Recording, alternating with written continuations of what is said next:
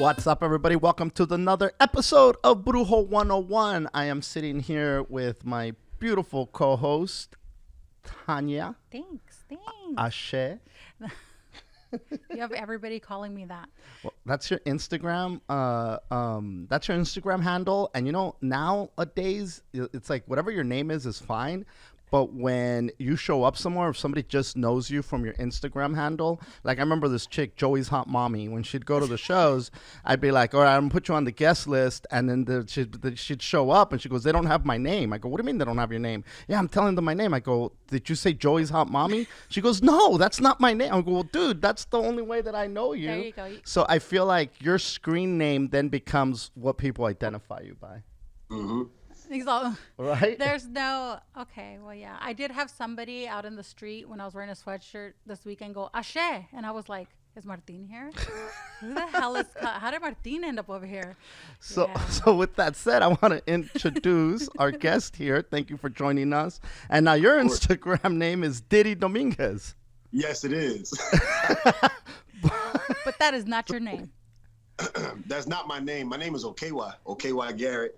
And my Instagram handle is Diddy Dominguez because, all right, so long story short, during the good old MySpace days, you could have any type of handle you wanted. So that was around the time when Chad Ochocinco changed his name to Ochocinco. So I said, you know what? I'm going to change my name then. I'm going to be Diddy Tres Cuatro. Diddy Tres Cuatro. I ran with that, and people were calling me that forever. And then I was like, you know what? I'm feeling another change right now. So what are two of my favorite things? I said, oh my God! All right, so Puffy is one of my favorite people on earth, and Eddie Dominguez was a character from the first Bad Boys movie. Oh, wow! I just loved the way his name rolled off, Eddie Dominguez. Like it was so cool. He was a crooked cop. He was a bad guy, and he was just Miami Vice style, and just cool character. He ended up getting killed in the movie, but I was like, you know what? I'm gonna put Diddy and Dominguez together. It's a great name, by the way. Do people see you in the street and they're like Diddy? Yeah, they call me Diddy. Some people call me Baba Diddy. People call me Diddy. So I've adopted it, and that's the handle. I gotta ask, in the background there, you have a couple of images, not images, but some statues back there. Oh yeah. You got the gentleman holding looks like a pot of beans if I was in Mexico, and then the lady looks like a Guatemalan with some tortillas on her head. And I'm not trying to do no disrespect. Oh hell no! But you know how like those Guatemalans put, and I could say that because my girlfriend's Guatemalan. So, but what's going on back there? So I got my little setup going on. I see y'all got y'all set up, and I knew y'all would come prepared. So I was like, let me come prepared for the sake of the interview and, for the topics I think we're going to touch on. So I have to my left, y'all right, I have my mother, Oshun, is behind me. And then to my right, y'all left, is who I am a child of and who I am initiated to, and that is Orula or Orumila, and the ultimate diviner. And right here, Oshun is the Orisha of, everything sweet, honey, the ocean, the river.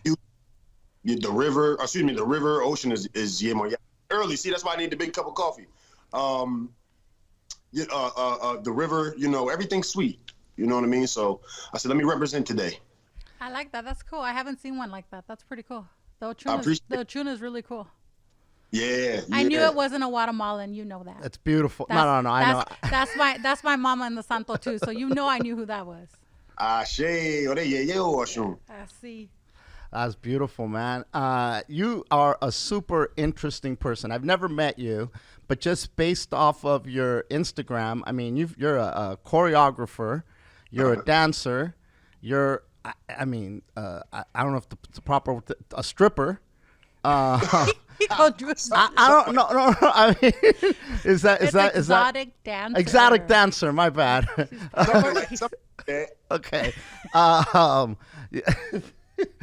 And you're also a babalao.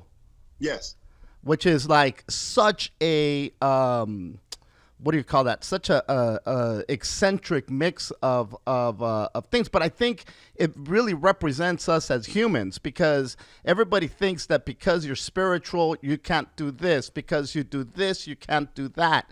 And I think that now, especially in 2021, we're embracing all of our different personalities that make us us. It doesn't mean that you're crazy when you have multiple personalities, but we're multifaceted human beings. There's no way that we just stay in one lane and this is all we do. It's almost like a kid when they see their teacher at the store and they're like, "Oh my God, you go to the store?" And it's like, yeah, I'm not just always in the classroom. And I think that we have made that mistake of putting people in a box and saying they can't come out of this box. And I think that you just totally show that the diversity with the way that you showcase your life, sir. Indeed, man, I appreciate that. I'm also I'm also representing today too for my other mother, and I'm Omo and Ya as well. I'm initiated to the drums, to the bata drums. So I think, you know, in that essence, it's one of those things where, like you said, we don't have to tie down and stuck to just one thing and one life, because life is multifaceted. It very much so is. And I think I do a pretty good job representing that. I don't really like pay attention to it. I just kind of, you know, live my life.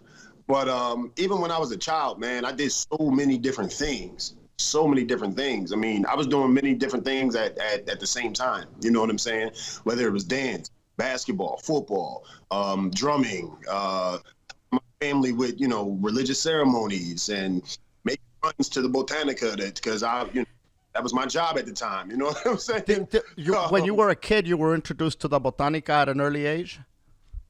Yeah. I mean, I come from this culture, from this religion. You know, for my family, this is the way of life. So this is all I know. And it always boggles people's mind. They always ask me like, "Yo, man, so how long have you been in this? How long have you?" I'm like, man, I come from the womb of it. You know, my grandparents are the eldest living priest and priestess of Philadelphia. So a lot of aspects of our practice, our grandparents are responsible for bringing that to the city. My grandfather being, you know, most important in the introduction of Orisha and Ifa in the city of Philadelphia. We actually have a huge cultural festival that we throw that was started by my grandparents called Odunde. And it's actually an Oshun festival to celebrate Mama Yeye and everything she's blessed us with. So we do a big procession at around 10 a.m. in the morning to the river. It's thousands of people out there. We sing. We have representations of the ancestors out there walking with us to the river and dancing. We're playing drums, and I mean, it's beautiful, man. It's beautiful. What year did your grandfather end up landing in Philadelphia when he started all of this? Man, my grandfather landed in Philly, I would say 1960. Wow. Between 1960 and 65. Wow. So from New York, Harlem, New York. So we're coming on, what, 60 years? Yeah. Oh, yeah. That is, so he was in Harlem, New York, and then went to Philadelphia. So from Harlem, he traveled to South Carolina to be with one of the first African-American men to be initiated to Orisha in Cuba. He was one of the first in the States to be initiated in Cuba to Orisha, and his name is Osurjimin Adefumi, and he's considered the king of Oyotunji village in South Carolina. So my grandfather was one of his generals, per se. He had many men around him that were like generals, and what he did is when he got settled and he got situated and his studies began to open up, he sent his generals to different places of the United States to open temples and to create classes and start schools and institutions to get the word of Orisha out to the masses. They're very influential in our history. But you guys practice, correct me if I'm wrong, right? But you guys practice the Afro-Cuban way, the Creole way, or are you guys going back to like the Nigerian African way? Like because you know there's two, right? So like, you know, okay. So you have, you know, like you said, Afro-Cuban, which is Lukumi or Santa, Criollo. Isheshe, right? Which is Nigerian style, like down home. That's our Criollo, style.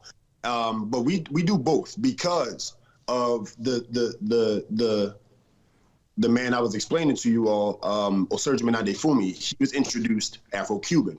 So that's why you have a lot of African Americans that African styles, because of him and because of the people that he sent across the United States to open these different institutions and Iles and Ocha houses and things like that. So we do a little bit of both. I call it, it's funny, I got it from my godbrother this weekend. We call it Luku Sheshe. We merging now. Oh yeah. Because people who aren't in the religion, like if you show Martin your bracelet, you see he has a bracelet of Orula, but you see how his beads, he has one that's Afro-Cuban, then he has one that's Nigerian, which is the thicker beads. So what, like people who know about the religion, they'll see this one on me and they're like, oh, she practices Creole. And then they'll see that one on him and he practices Nigerian or back to, like African. That to me, I'm fascinated by the fact that Philadelphia, there's a big African American community out there, and there's a big, the African American community is notorious for the Christian faith, a very, very, Jesus and which is, how was it with you growing up with this belief system, with this faith? Were people prejudiced against your beliefs? Because there's a lot of negative connotations associated with Santeria, and we've talked about it before, how the media and Hollywood is responsible for that. It's always like, these motherfuckers are out here sacrificing people and blah blah blah and yada yada, and they're always these crazy images. Was that a factor with you growing up, or were you just surrounded by so much positivity in your faith that it didn't really affect you? Yeah, not really. I don't think I can't remember a time where it really affected me. I can't really remember a time where I was like ridiculed for my practices and people talked about or anything like that. Funny, I was more so talked about for my name than I was any my religious practice. But once again, my family was such a prominent family in Philadelphia, so far as, politics. I mean, my grandmother and I want to say four of her sisters, they are very influential in the Philadelphia Public School District. So they were around so many different cultures. They were around so many different types of parents and children, that the families began to take a liking, to them, which turned into a lot of love. So, and they knew what we did. My grandmother would come. I went to elementary school and middle school in an all Italian neighborhood. Wow. And my grandmother, she taught at my elementary. So my grandmother was a principal at one point in her life as well. So the knew her, and the city knew my family. So my family's humongous in Philadelphia. So if you go to Philadelphia and you ask in the right neighborhood and you ask anybody about the Fernandez, they're going to tell you about the Fernandez, how influential it was to them or to their children or just to the city. So I didn't really experience any of that type of stuff. We did, at that time, we did hide a lot of things, as where now I'm not hiding nothing. I'm proud. I was always proud, but now I'm draped up and dripped out. I ain't worried about what nobody says. I ain't worried about what, with the type of jokes or how people want to come at me. Nah, because what we do works, right? It works. So come holler at me if you need some help. That's awesome. Truth. I love that. No, that's fantastic, because you're right. People do. I mean, not just in a santero, but there's people that are religious that hide their faith, especially today, because everybody's so divided that you bring up God anywhere and it's like, shut the fuck up, or there's just so much division that everybody's afraid to say who they are. But when you have a strong foundation, you're like, I don't give a shit. Like you just said, come at me. This shit works. Yep. How do you think it's affected you?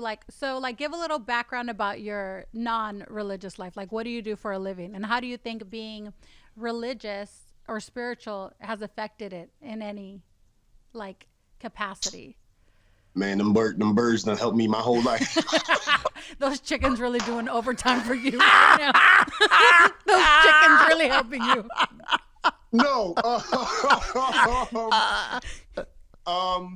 So a little bit. Okay, so a little bit about me. I'm born and raised in Philadelphia. I'm from South Philadelphia, which is divided into two parts. So we have the big side of South Philadelphia, which is where like all the stadiums and things are, which is like the Italian side, and then you have the city side, which I'm from the city side, which is the smaller side of South Philadelphia because it's closer to the downtown. So born and raised there. Ended up going to school. I went to school in South Philly my whole life. Now that I'm thinking about it, that's crazy. But went to high school at the High School for the Creative and Performing Arts. Graduated in 2006 as a dance captain, and then I ended up going down the street to college at the University of the Arts, where I got my BFA in ballet performance with an emphasis in education. And then from there, I was dancing for, I danced for two dance companies in Philadelphia. I also trained in New York City at the Alvin Ailey American Dance Theater. I went to Joffrey Ballet. I trained at Harlem Dance Theater, and I trained at American Ballet Theater. And was just focused on that while dancing with companies and things like that. And then I ended up taking my talents to Los Angeles, where I became a commercial dancer, as we call it. And I ended up dancing background for Monica, touring with Trey Songz. I danced for Kelly Rowland. I performed with Chris Brown. I backup danced for Beyonce. I backup danced for J-Lo. Music videos, tours, award shows, talk shows, things like that, movies and television. And then I got an opportunity here in 2014 to dance in another show, out here. And I moved out to Las Vegas. It was my first time ever coming to Vegas, and my first time was me moving here. And just ongoing, been performing out here. And 7 years later, joined the Chippendales, and I'm now a part of that show. But I feel like, my beliefs and my faith have really, to cut back to that, guided me on a certain destiny, right? It guided me on a certain path. It allowed me to understand that sometimes what's for you will be for you, and what's not for you is just, don't worry about it. If you ain't get it, you ain't get it. Don't worry about it. It's not really a testament to your talent. It's not really a testament to your ethic, your work, your responsibility. It's not a testament to any of that stuff. So I think, being who I am and understanding what it is that I have in my back pocket, it allowed me to understand and accept the pains of like rejection, right? It allowed me to accept that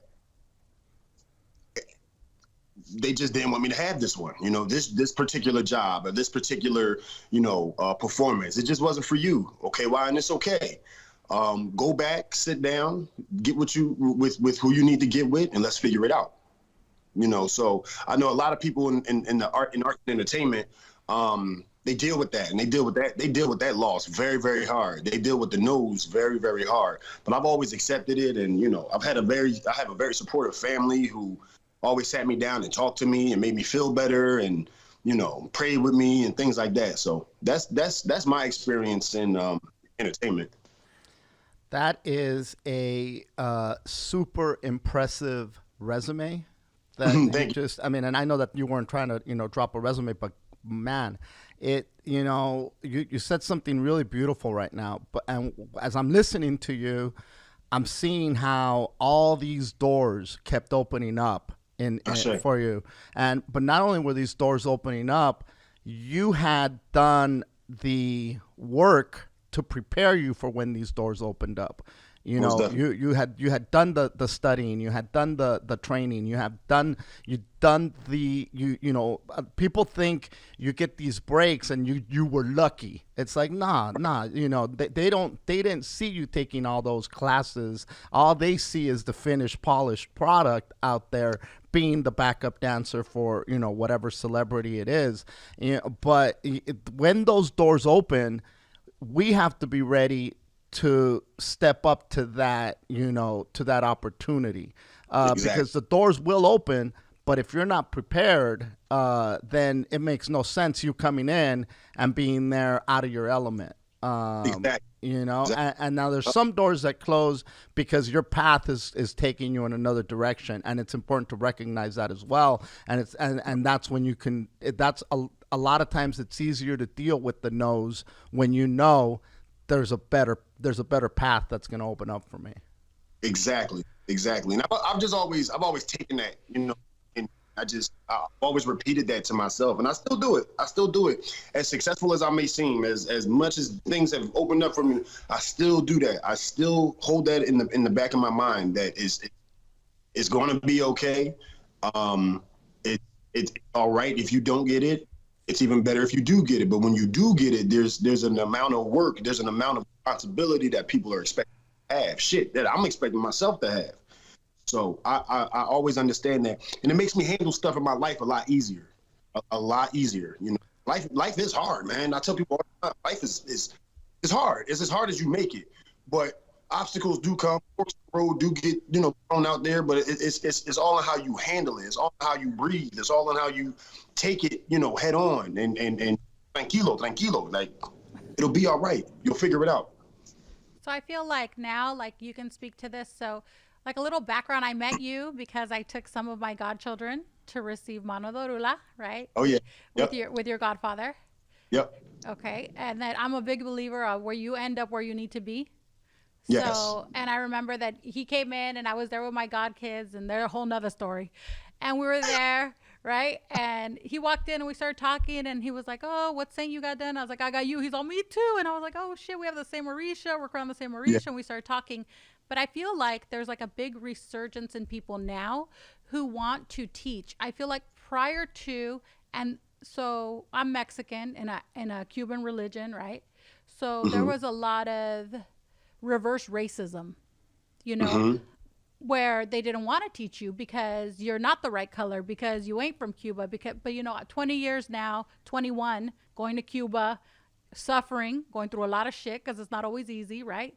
So, but I feel now there's like a resurgence in people who are like your age, who want to teach. Your godfather, Africa, who wants to teach, right? Yeah. So, and it's funny because Africa speaks Spanish, very little Right. English. You speak very little Spanish, right? Yeah. But the respect and the level of respect is there, which is why my son is now in your Anya house. My son is a Hey. brother to him in Anya and drumming. But at my son's ceremony, I can't be there. You took my son like under your wing. You were like, "I got this, sister. Don't worry. I'm going to take him. Don't worry." Okay, perfect. So I feel like there's people now who want to teach where I don't know if you experienced, but there was like resistance before. Like, if you're practicing, you know, lukumi, yeah, but if you're not, then no. But I feel like recently it's become like really trendy to wear orula without having orula, to wear beads Right. without having beads. But I feel Right. like now, because there's less secretive, right? It's not so secretive. People are open. You know, when I hit you up, "Hey, you want to talk about it?" "Yeah, I want to talk about it." You know, where other people, it was very secretive and very like, "Don't talk about it. Don't tell anyone. Don't teach anyone." Because if the chickens are working for you, you don't want to take the work they're doing for you and help someone else. Exactly. Right. But I feel like now, I don't know. I feel like now people want to show you, right? Like they want to Oh, yeah. teach you. Oh yeah. know? I think you know, with everything in life and everything in life's experiences, life is meant to change. You know, I have my uncles. I have 5 uncles. One of which who's no longer here. Baba Turun, my uncle Bebe. But huge hip hop heads, right? Huge rap heads. Excuse me. And the newer stuff that coming out in the last 15, 20 years, they're like, no, I don't like that. I don't like it. And I'm like, well, change is inevitable though. Right? Change is inevitable. So, I mean, you don't have to like it, but you have to respect the fact that the culture is continuing to grow and that the culture is maintaining essence so far as rap music is concerned. Right? Rap music is a culture. So it's maintaining its culture in its cultural aspect, number one. Number two, it's meant to change. If it didn't change, it would stay the same, and we'd probably be death of it, right? So it's meant to change. So I say that to say that even in this, it's meant to change. This is a very, Thanya, this is a very oral practice. It's very oral religion, very oral way of life. And it's meant to change hands. I was having this conversation with my Omo Anya brothers in Atlanta, and I was saying that if we don't get with the elders, right? If Michael Jordan retired, right, the greatest basketball player to ever do it, who's going to pick it up? Mm-hmm. Right? Who's going to pick it up? Somebody is expected to pick it up. Right? It's the same thing for us. When our elders sit down, transition, and they retire, who's going to pick it up? And you have to, because we have to keep the history going. We have to keep the culture. So I think that aspect of teaching, like you said, my Padrino Africa, he's constantly teaching, constantly sharing, constantly wanting you to learn and know. And I really respect that in him, because there were times where people didn't give it to you. They didn't want to pass it down. They wanted to come to them and come to them. When I need to know how to work this on my own, because it's mine. And if I don't know how to work it on my own, I can't potentially save myself. So I have to know how to save myself, because if you're not available, I'm shit out of luck. You know what I mean? Aspect of teaching, like your son, I had to, man. That's baby boy. I had to, and I enjoyed that. I enjoyed that because as his big brother, that's how it's supposed to be. Yeah, so I see that. I see that more now, and the hat you gave him, he has with his orula. Beautiful. Yeah, the hat you gave him. But I see that more now because I went to Cuba 20 years ago. Was that 2000? I started in 1990s, right? Early 1990s. And okay. I mean, I'm going to be honest with you. Like, obviously, I'm not black, right? On the inside, I am.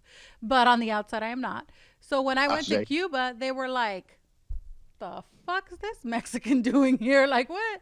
And we're not going to show you because it's a cash business, right? Brujeria, Santeria is a cash business.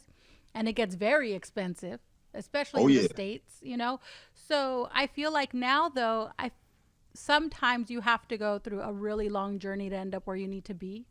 Yep. But I do feel now there's more people with like religious, like etiquette, I guess, who are who are realizing that if they don't teach you, it's going to die. Mm-hmm. And what you said is true, because I tell that to my son all the time. He's only 13 and he's like, why do I got to do all this? So you could save yourself. Mm-hmm. Because if you can't save yourself, you can't save me if I need you. You can't save Nana. You can't save your God kids. You need to save yourself. So I do feel more so that now there's like a resurgence of people who do want to teach. I also feel there's a lot of people who are full of shit, to be honest with you, and charge you out the nose and don't do shit. But that's another subject.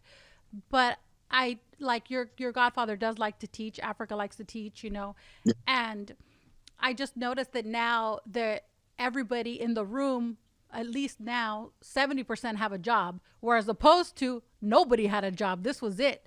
This brujeria was the job. Now you go. Now you go into a room. You're like, oh, you a dancer? Oh, I do. I do finance. Oh, this person owns a dance school. Oh, this person. So I feel like it's shifting a little. Yeah. Which is good. It's good for the culture, And it opens up new experiences to the culture as well. You'll come across, because like you just said, the aspect of people not only practicing this as it is of our job, but me having another profession, you having another profession, Chris, you having another profession.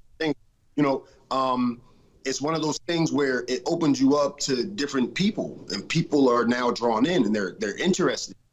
They may come to the town board, or they may come to the Ocha, celebration ceremony for somebody's birthday and things like that. And they're now introduced to this new aspect of life that they had no idea existed. If they're not us, right? Once again, I had a great week of conversation with my godbrothers in Atlanta. Beautiful. But we were talking about some of this stuff, and I was telling my one godbrother, I said, how do you think a lot of people have come into this culture. I mean, you see them now, right? You see them now. They were big time Olorisha, Babalorishas, and Babalaos, and Yanifas, you know, Santeras and Santeras. You see them now, but how do you think they used to it? And he was like, I don't know, bro. How? I said, they came to a tambo, right? They saw the beauty of it before they saw the grit, and it drew them in. But once they were drawn in, there was no turning back. So now they're here. Now they've worked your santo, right? They've worked my Ifa initiation and all this other stuff. And now we see them as these grand priests and priestesses. But you gotta remember, they started somewhere too. They were a novice at one point as well. You know, so that there, but that change keeps this thing going, man. I was telling them about the drums. I said, Bata will always be there. It's always gonna be there because you need it. It's never gonna go anywhere. Whether it's Anya, whether it's Anyangalu, whether it's, you know, Guido, Cajon, it'll never go anywhere. Our ancestors want it, the Orishas want it, Olodumare wants it. It will never die. I gotta ask you now. There's people listening, you know, that probably don't know what, and I don't even know if I'm pronouncing it right, a babalao is, and which is considered like a high priest, correct? Yes. And you are a babalao. Yes. Yes. Now, you were obviously you grew up around this, so that helped out along your journey. But is it like the classes when you prepared yourself for the dancing with all the training that you did? What was your journey to becoming a babalao? If you can share that, I don't know how sensitive that information is or how much of it you could share, but you know, you could tell me I went to such and such a school to learn ballet. I went to the performing arts. I went to this. I went to that. And there's a blueprint to get to that degree. Whereas a babalao, like what does that even entail? And are those just secrets that get passed down generationally? And if it's meant for you, can you just say, I want to go do this? Or is it one of those things that you're chosen to do that? I don't know if that makes sense the way that I asked it. For sure. It's one of those things that you're chosen to do it. You're chosen to do it, and you sit down on the mat. You receive ita, which is a divination, and your reading will open up many different things for you and about you that you need to know, coming from Orumila and Olodumare, and they're speaking through the babalao that's sitting on the mat to tell you what your destiny is giving off at that moment.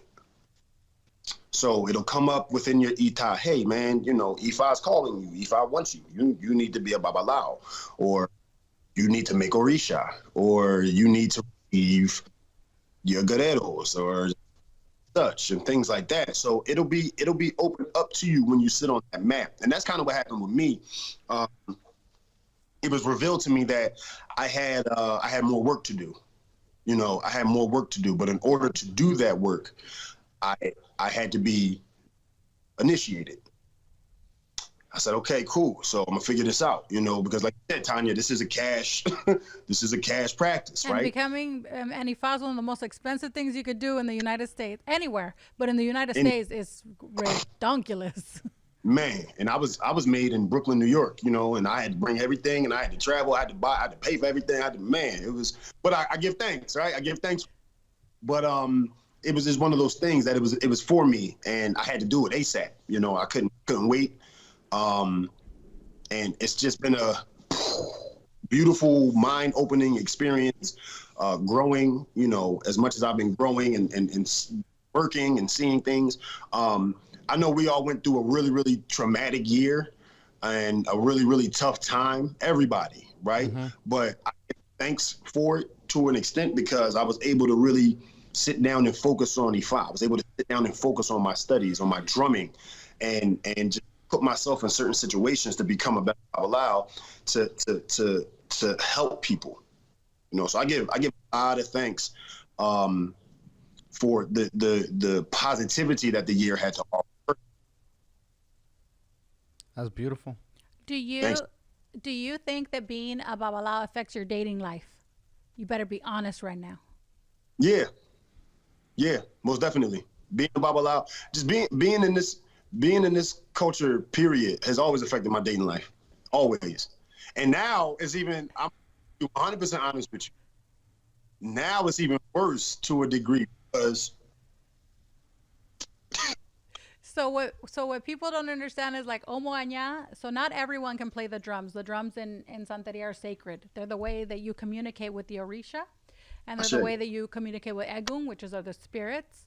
And it's like the highest form of Moforibale. Moforibale is like praise that you can give the Orisha is the drums. So only certain people can play the drums. It's a ceremony. The ceremony's hard. Women cannot play the drums. That's just how it is. I know it bothers some people.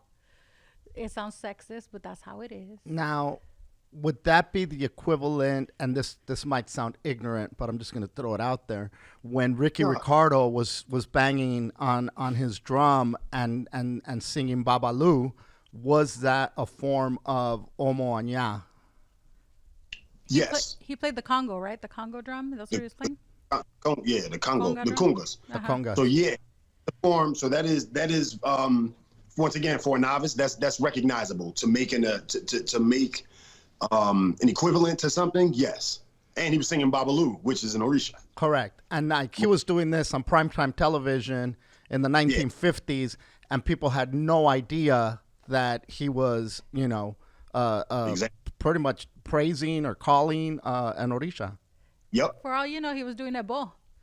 exactly. Because Right. he could have gotten red. He was Cuban. He could have gotten red, and they could have told him, "Hey, Babalu is going to help you, but he wants something from you. Okay, what's the biggest form of help me do this, and I'm going to sing to got you, chills. and everybody's going to hear you. The people who don't know you are going to hear you, and that's a big ass bull, right? So that's a big offering at bull. But That's a humongous. I asked about the dating because I was having a conversation with my son about Ifa, and I was telling him as Santeros before we get married. So this religion is all in or all out. So Yeah. So before I got married, I asked my Orisha, "Can I marry this person?"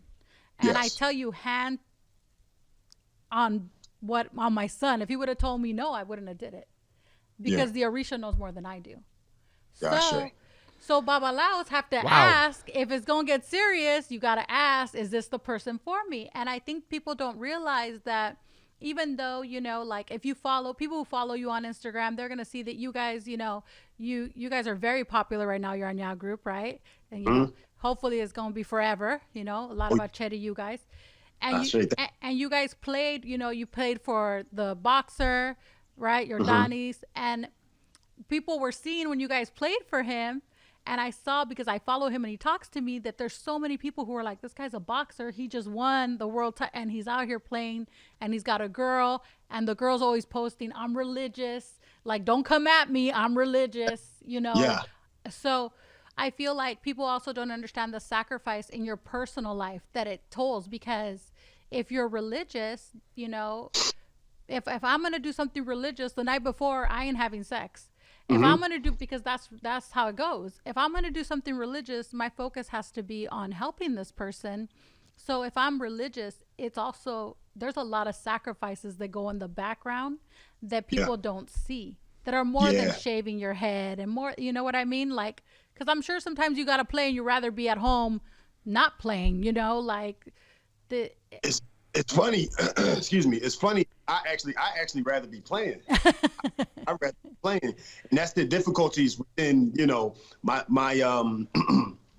my responsibilities as not only a babalao, but Omo Agayu or Omo Anya. That's where it plays in the most. Because Anya, once again, she's an Orisha. Anya is an Orisha that was given to Shango by Oshun. So those three Orishas are very, very prominent and very, very important when it comes to the bata drums, right? This is the reason why we have bells on the bata on both sides. This is the reason why we dress the drum, right? This is the reason why we wear a skirt when we play and sit down. This is the reason why we always wear long pants. We don't drink on the drum. You try not to. You don't try not to smoke on the drum.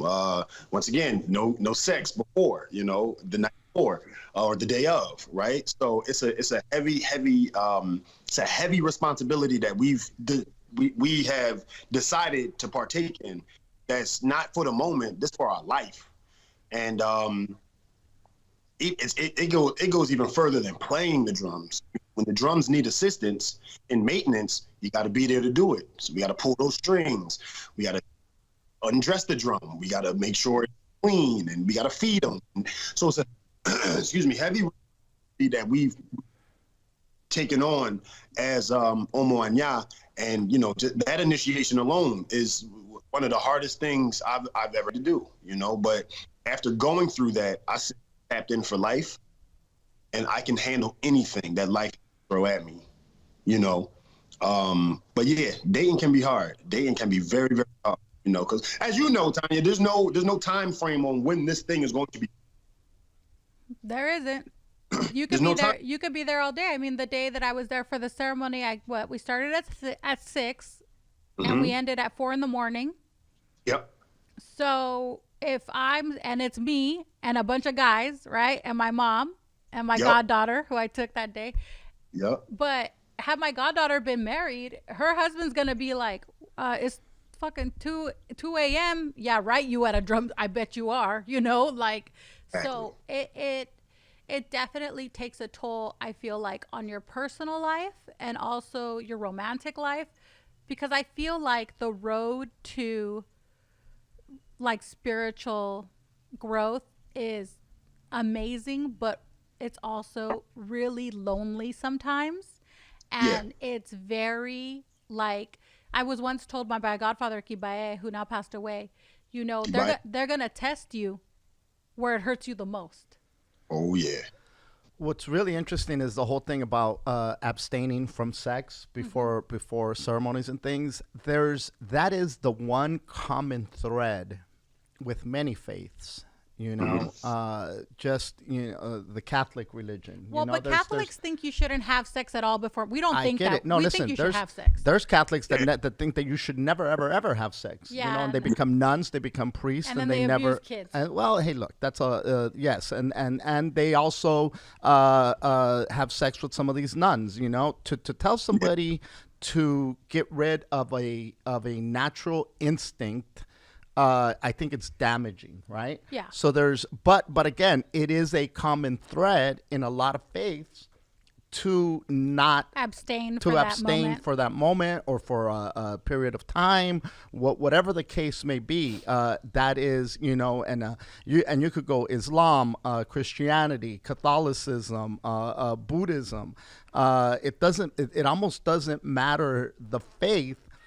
That is that's the one thing that is a constant, I feel, with all of them, to a degree. Obviously not the same way, but to a degree. But I think we're the most secular religion, right? Like, because we will, you could drink, and yeah, you drink, you know, I mean, there's, you know, please, these babalaos be wilding out when it's not. We do men shit. That's what I tell people. We do shit that men do. Right. That's why, you know, that thing of being a babalao, that's a fraternity, right? That thing of being Omo Anya, that is a fraternity. You do shit that men do. You know, number one. Number two, the beautiful thing about our practice is that there's no judgment. Right? There's no judgment, right? There's heaven, but there's no such thing as hell. Right. And because there's no such thing as hell, that's the accountability that Olodumare, Olofi, and Oromila are expecting you to have. All right, so yeah, you smoke weed, that's cool. But don't smoke weed while we working. That's it.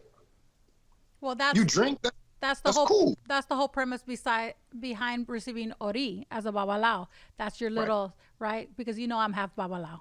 So that's a little, I come from a house of babalaos. So there's, you know, you receive deities because their concept of hell is foreign to us. We don't think that way. We think that you should make it count. And some santeros don't believe in heaven. Like with the angels, I don't believe it. I believe it's energy, but we believe it's very purposeful. So you on purpose, like he's a babalao, he can receive a deity that is like your conscious, like your, you know, like your little Jiminy Cricket, you know, to reinforce that belief. But we're very secular, like, you know, You want to drink. You want to, you have a girlfriend, you're going to have sex. My son's going to grow up and have sex, obviously. Now, you just said that you're half babalao. I don't know if you're being facetious I'm or being just facetious. joking, I'm being because facetious. it's strictly only men can do it, correct? I'm being funny. I can't be a babalao. Yeah. But On the Shay side, when you think I about could the be. traditional side, a woman can be the equivalent to a babalao, which is called Iyanifa. That's the Nigerian on the Nigerian side, but I practice Creole and Right. and so this is very, like you said, oral, right? Oral traditions. My Yeah. house, we don't do that. That's something that I respect because it was explained to me why you should not let women be babalaos, and I it made sense and I respect it. But all the babalaos I know who are worth their salt have always told me read. There's nothing against you reading. You could read and you could learn. So I've done, I'm blessed with a mom who reads a lot too. So Of course. and I have a son who has to become a babalao, and that's my only son, and that's my heir to everything spiritual. So Yes. I have to make sure that I know more, as much as I can, what this journey is going to be like, because there's Exactly. something called anapeted B. Uh-huh. So he did his ceremony, and there's a woman who lifts his orula, lifts his orisha, and that person's, and you could correct me if I'm wrong because you're the babalao, that person's purpose is to help you if things were to get a little tough, to help you avoid living the osorbo, which is the negativity of the sign, right? Help you live your best life. I'm gonna put that be to a godson, or gudnafun. Ashe. So you can learn. Nobody stops you from learning. I think people hear you can't be a babalao or you can't be omoanya as a woman, and it's very politically correct to be like, oh, why? You're sexist. Yeah. Yeah, for real. But you have a responsibility too, Thanya, as a madrina. Mm-hmm. So it's kind of expected of you to know this knowledge, to understand, and to be in the room and to see, and to help the babala when you can, to be around and just vision and view everything that it is, because you have a big responsibility on your hands with the God children you have. And they count on you. They count on you for the answers. They count on you for and the help. So I also feel like our religion, we respect our elders a lot. Like my mom was in the ceremony rania, and like, me, they were like, get out, right? But my mom, they were like, leave the madrina alone, But my mom's, she's older. She's been in this 30 plus years. So with me, they were like, you need to like literally grab me by the hand, and we're like, no. And then my mom is texting me and like, come in. I'm like, nah, they kicked me out. Now, that I think it's fascinating. You just said that in the Creole tradition, there just doesn't happen, but in the Nigerian, it happens. It's so now. Would this be the equivalent of the in the faith of Islam, where it's the Shia and the Sunni, and they have a different set of belief system rules and things like that? It all comes from the same thing, but here this is okay. Here, this like they is follow not different okay. prophets, and they can do different things. Yeah, kind of like that. Yeah. Yeah, I have many Islamic practitioners in my family as well. So much respect to Islam in that essence. My dad is actually a Sunni, so much respect to that faith. And there's a lot of similarities with Ifa and Islam. Certain mosques that you would go into, the odus are written on the wall. Oh wow! 256 odus, either written on the ceiling or on the walls. Oh wow! I didn't know that. The mosque, right? So a lot of enough similarity, right, to cultures. But it's the difference. And as you said, Thanya, some people might see it as a sexist type of practice, or that's inappropriate, or that. The beautiful thing about what it is that we do is this is African culture, right? It's Afro-Cuban culture. We have attained and preserve the respect of the culture, right? One thing to be we can all be priests, we can all be priestesses. Okay, cool, but how are you respecting your elders? How are you respecting your ancestors, your ancestral lineage, right? The beautiful thing about this culture and this practice is that I always say it's a totem pole effect, right? When you would go to those reserves and things like that, and you saw the totem poles, you knew who was at the top, you knew who was at. So you knew in the community, everywhere from the top to bottom and everywhere in between, you knew who did what. You knew who the medicine man or the medicine woman was. You knew who the seamstress was. You knew who the jeweler was. You knew who the high chief was, who his second in command was, and so on and so forth. You knew all of these things just by looking at the totem pole. You said, okay, all these people live here.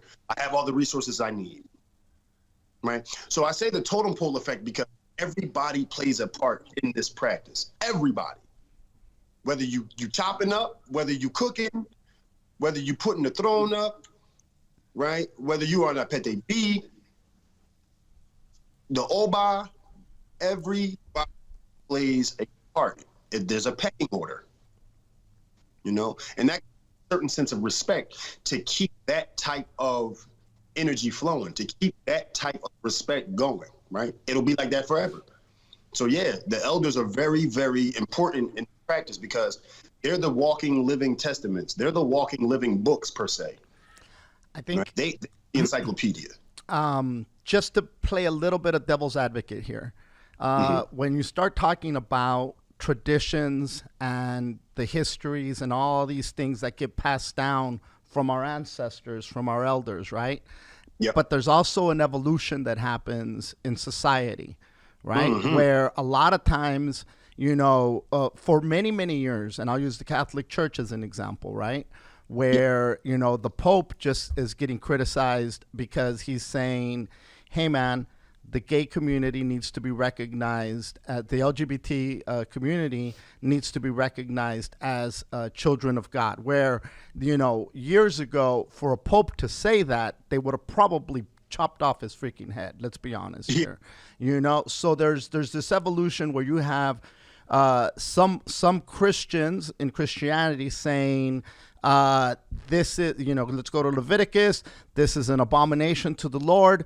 You like men, you like dick, you're going to hell, get out of my face, right? Or they'll say it, we say this in love. We love you as the person, but we hate the sin in you, you know, whatever way you want to dress it up, it still comes down to this. But then you also have different sects who are saying, no, this is an LGBTQ plus friendly church where the pastor is gay and he has a husband. So there's this like universal churches, right? Universal. Correct. So there's a bunch. There's these evolutions that happen.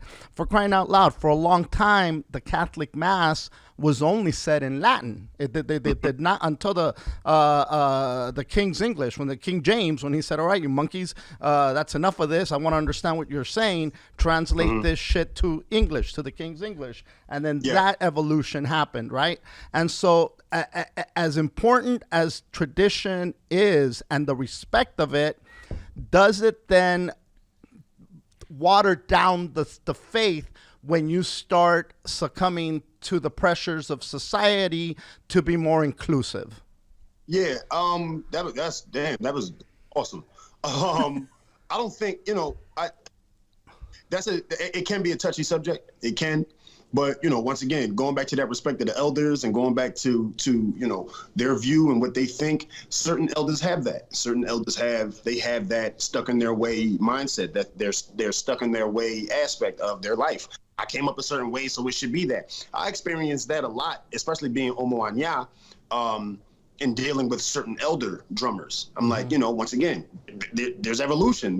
Yes, of course. We talked about that earlier, how things are expected to change.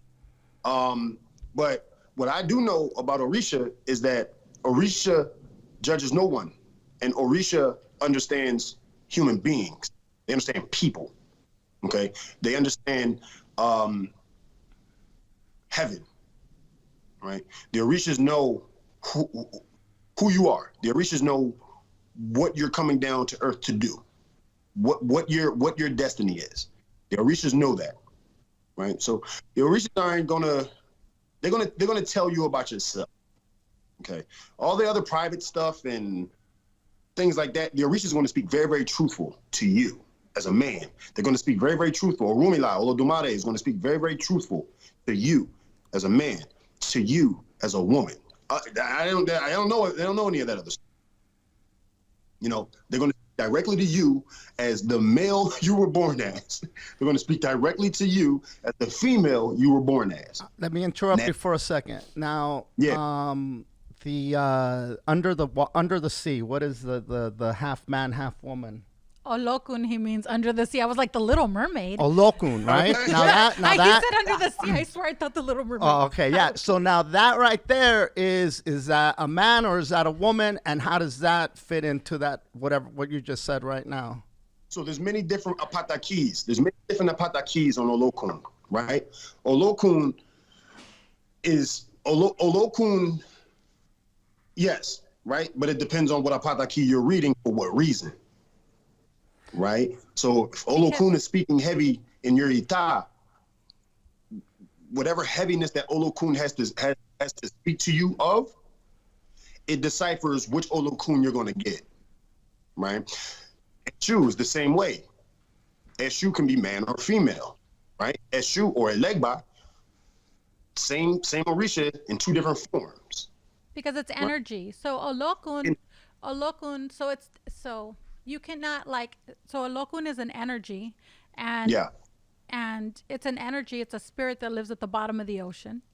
So it's not, and its sex is not known because it's a deity. There's Orisha, Ochun Yamaya. Then there's deities that are even older than Orisha, Agayu, Olokun, right? And then when you get to those deities, there is no sex. It's not like that. It's not like it's a particular sex because those deities, especially Olokun, because it's one of the deities that's considered more muerto, more spiritual than an actual Orisha.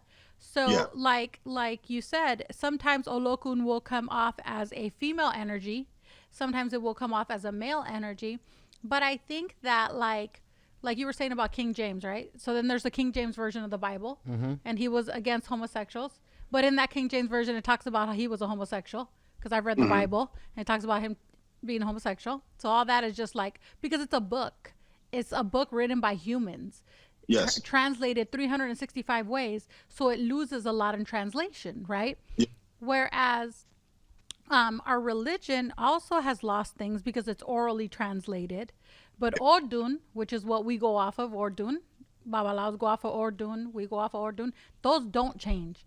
It's going to be this Ordun, it's going to be this Ordun. And I feel like about homosexuality and things like I have godkids who are homosexual, I have godkids, and I think that when you explain why there's certain paths and what the belief system is, okay, you could do this, but don't do this.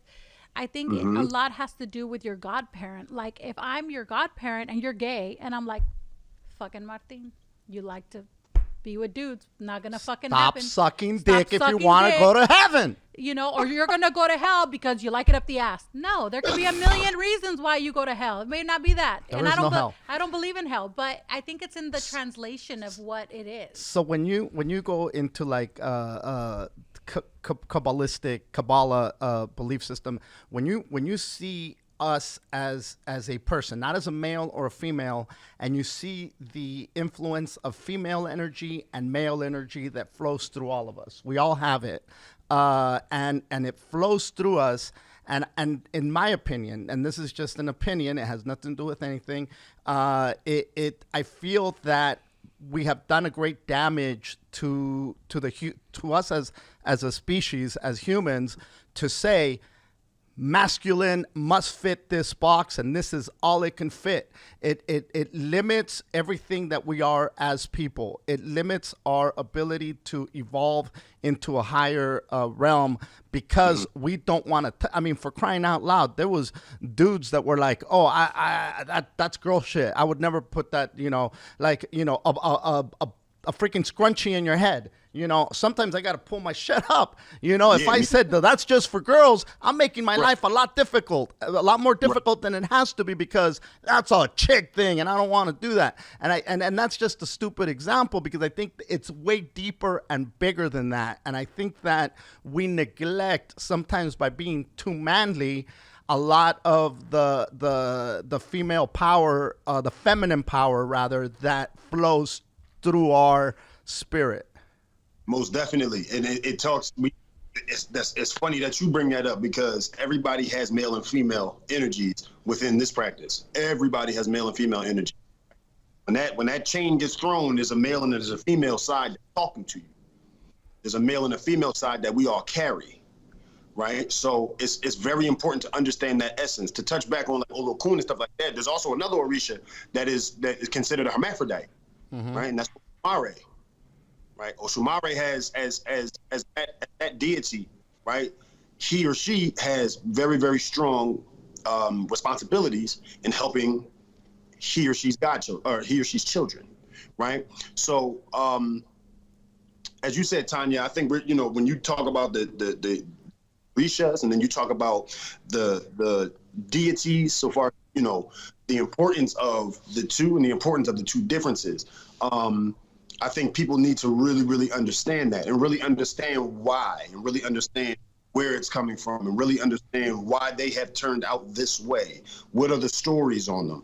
What do I read to understand? How do I get the information I need? As you said, you read a lot, so that's a beautiful thing. And I think more practitioners, especially ones coming up, need to do their research. There's nothing wrong with reading, you know what I'm saying? And once again, what's going to be for you is going to be for you. And I think the pecking order is true. Like, I think that you have to pick a teacher and then you got to stay humble because they're not always going to have the patient. Martin, today put the cocoa like this because my godfather, he was like, what the fuck are you doing? No, do it like this. I showed you 3 times. I ain't going to show you again. So what happens? You got to focus, right? There was no I had to put my cell phone away.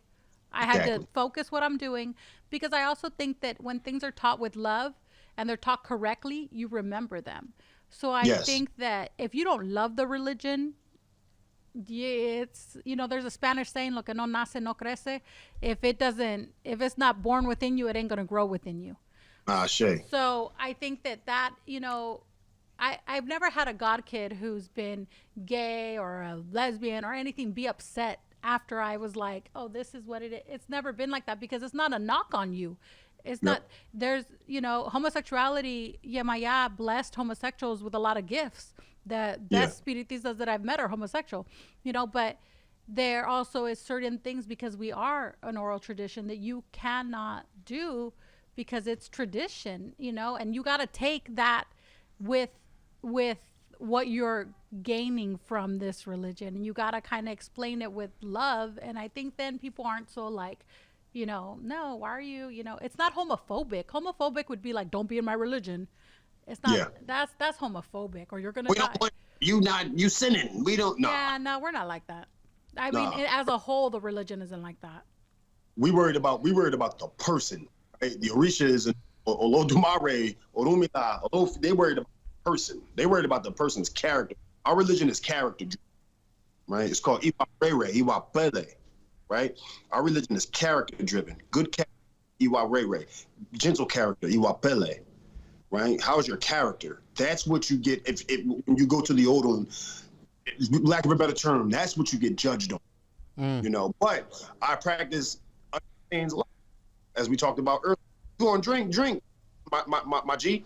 We give the Orishas OT. We give the Orishas alcohol, right? There's an importance behind that. There's a reason why we give them that. We give the Orishas smoke. Certain Orishas take smoke. There's a reason behind that. There's an importance behind that. So I always say, live your life right. Live your life right. I mean, the Orishas understand struggle. I had to do this because I was just down on my ass and I had to take that shit. All right. But the mistake you made, correct? You understand what you did, correct? You understand the consequences if they do are going to come, right? You understand that the positive may come out of that. If it does come, you understand that? Yes? Okay, cool. As long as you led with your character, as long as you, I'm gonna take this shit. I know it's bad, but there's a reason why. They understand that. And they'll work with you from there, whether it's good, whether it's bad, right? Whether it's that ray that's coming or that osobo that's coming. But they're going to work with you, and you'll learn your lesson. And once you learn your lesson, they expect you not to do it again. That's it. And that's pretty much life. I mean, let's just be honest. No matter what faith you practice, when you're doing something, you know that there is a consequence to it, whether it's a positive or negative, or there's a risk, there's a this, there's a that. It's just, it has nothing to do with a faith or anything. It's just cause and effect in science, you would call that, right? And that's what we are, And I think, and me personally, as I'm getting older, I'm trying to figure out, more of I've led an extremely carnal life, for a big part of my life, where now I think I need to balance that. Not to say that I don't enjoy that, but I also have to balance it out with spirituality. And along my path in life, I've dove into so many different faiths, and none of them fit. It was almost like, at the moment, it felt like, yes, this is what was taught to me. And then later on, this is what sounds right. And then later on, this is what it is. And then now I'm at the point where it's like, well, there's something from here, there's something from here, and there's something from here. And I've learned to accept it instead of, I'm trying not to be judgmental of some of these more traditional faiths that cause a lot of damage, again, in my opinion, and just trying to figure out, the spiritual path that works for me, my journey that works for me. And, meeting Thanya and getting in touch with the side of Santeria that I've experienced, which is very minimal. It has opened up a different part of my person. I don't know if this is my brain, but my whole person that I never even knew existed. And to me, that's a positive thing, Yep. It's and again, I haven't even begun to touch whatever the bigger picture is. Right. Because it is, I mean, when you start talking and you start talking and you guys start saying, and I want to say that it's whatever you're speaking is not, it's not Spanish, it's not English. I don't know we speak Yoruban dialect, so we use Yoruba words. Yoruba, yeah. And that's, I mean, and I mean, you're pretty much, I don't as fluent. I mean, you sound fluent as hell. You know a lot of words, as do you. And that's we get by. Yeah. We get by. But I used to speak. My grandfather was a Yoruba teacher. Oh, so that's why the pronunciation's rough with the Yoruba. I think that the thing that I wanted to talk to you about before we ended was, when Babalaos throw the chain for you, or the equile, which is how you guys divine, I always tell people that's the X-ray. So you know how you're saying like, oh, this is my path and I don't know where it's really going. That consultation, we already know where you're going. It may take you 5 years, 5 weeks, 5 months, but we already know where you're going because Orula is the divine, right? Exactly. So once he sees somebody, I could be telling him I'm the best person in the world. I'm so nice.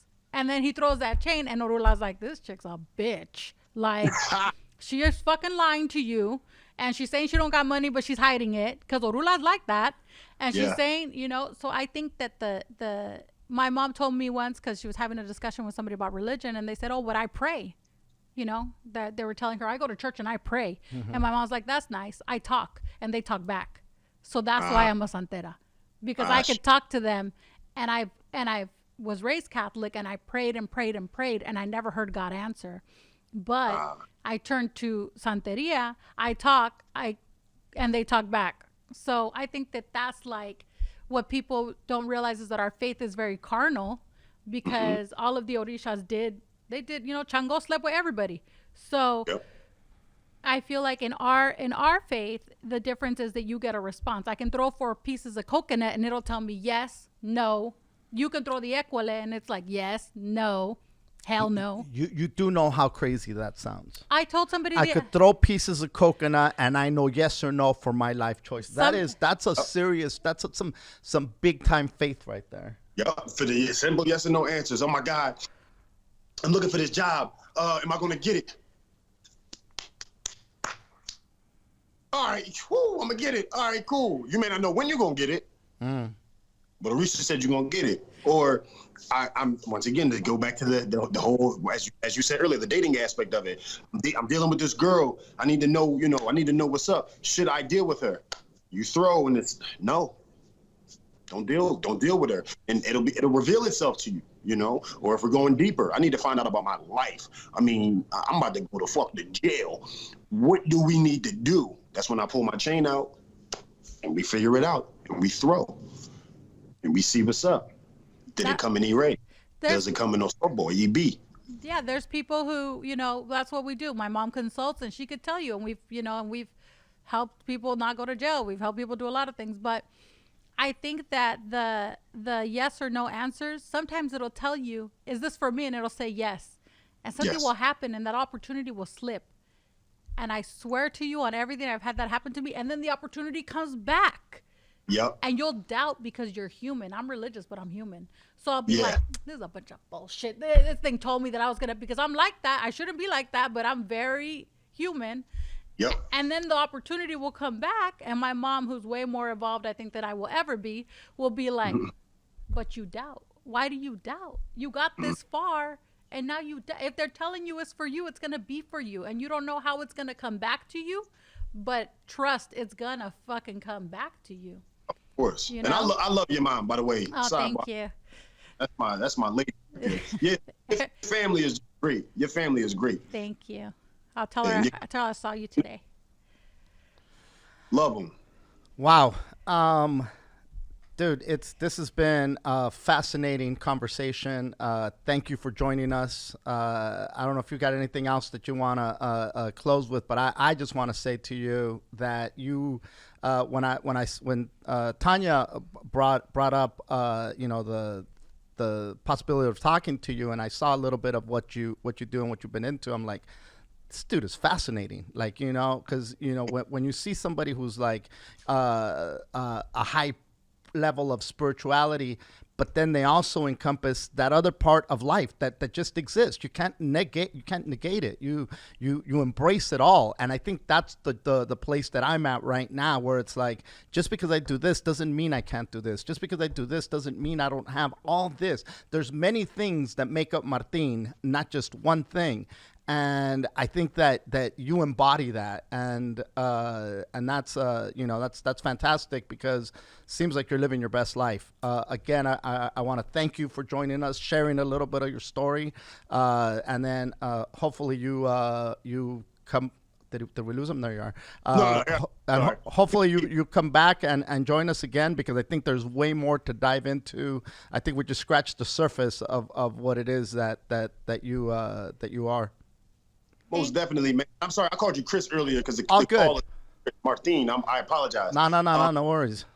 Names are important, man. Names are important. You come into the world with it, you leave out the world with it. So my bad. I apologize for that. But I think just to close out, it's about that balance. It's about that balance and being fair to yourself and being real to yourself and being honest with yourself. My god brother who was in Iowa, who has really in Atlanta, he really respected his year. Really respected his year. And we like, nah, bro, you can come to the town board. All right, nah, I feel you, bro. Yeah, go home. Go home, cover yourself up, be safe out there. But it's about having that balance, and I try to embody my balance as best as I can. As you said, Thanya, I'm still a human being at the end of the day. I'm a human being. There's things that I like, there's things that I don't like.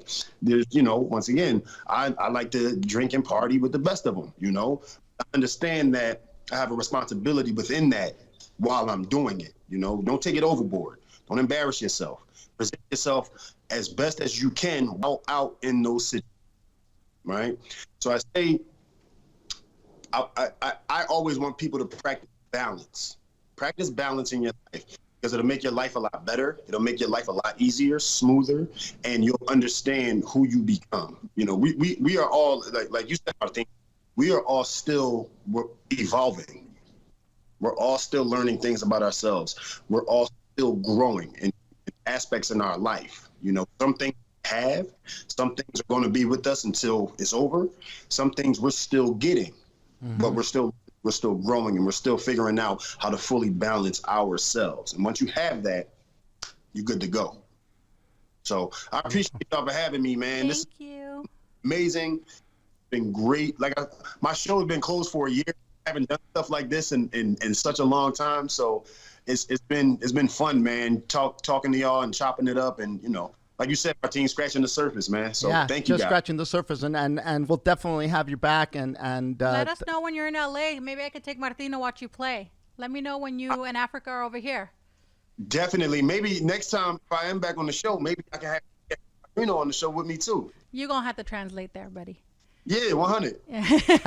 I'm kidding. I'll help you. So, yeah, your brother-in-law's cool. Well, he's my son's brother-in-law too, and so he's that's cool. beautiful. But thank you so much. It was good seeing you. Thank you, guys. Everybody have a beautiful, blessed day. Happy Monday to everybody that's there, that's watching, that's listening. Be blessed. Be safe. Wash your hands. There you go. Get the vaccine. Come on. Get the vaccine. You know what I mean? Just be good out there, man. Martin, it's a pleasure meeting you, my brother. Pleasure was all mine. Thank you. Bye, buddy. Appreciate y'all.